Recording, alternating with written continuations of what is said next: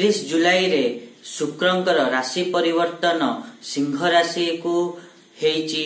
यहा द्वारा सिंह राशि रो व्यक्ति माननकु कोन सबु शुभ अशुभ फल मिलिबो, तांकर भविष्यत एही गोचर रे कोन रहिबो सेही विषय रे आज आमे डिटेल्स रे आलोचना करिबा। नमस्कार, मु सुभाषिष पंथा स्वागत करछि मो YouTube चैनल को।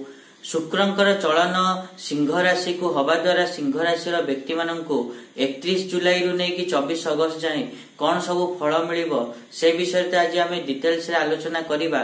ता पूर्व सबना भले गोटे रिक्वेस्ट करिया चाहिए कि जो माने भी एजाई चैनल को सब्सक्राइब करना सब्सक्राइब करंतु आ पाख थिबा बेल आइकन को मध्य प्रेस करंतु जा द्वारा कि मु आगु को जहां भी किछि वीडियो देबी ता नोटिफिकेशन आपण मान को ठीक समय रे मिले जिवो।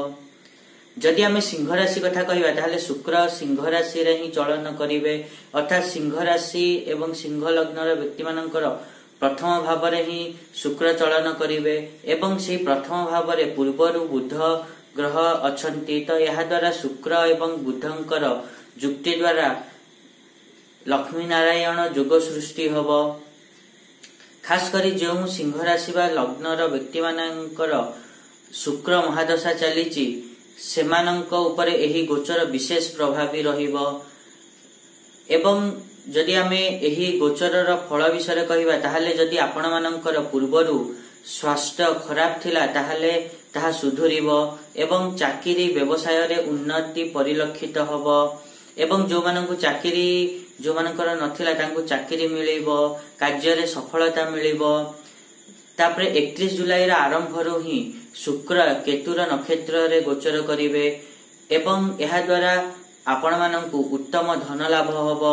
जो माने चाकरी करचंती तांको सैलरी बढ़िबो, जो माने बिजनेस करचंती तांको प्रॉफिट अधिक हबो, अर्थात लाभ अधिक हबो एवं एही समय आपण मानकु यात्रा करिवार मध्य सुयोग मिलिबो एवं छोटो माने भाई भणीकर सपोर्ट मध्य मिलिबो एवं शेयर मार्केट रु आपण माने लाभान्वित होई परिबे।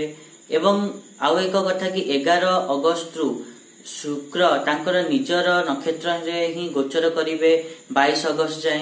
एही समय पीरियड रे आपण माने जदि ट्रांसफर चाहउचंती, प्रमोशन चाहउचंती ताले चेष्टा करंतु मिली जाई पारे। ता सहित आईटी क्षेत्र रे जो माने अछंती, मीडिया क्षेत्र रे, कम्युनिकेशन कला क्षेत्र रे कोनोसी प्रकार अछंती तांकु भल फल देखिया को मिलिबो। एवं 22 अगस्त रे जेतेबेले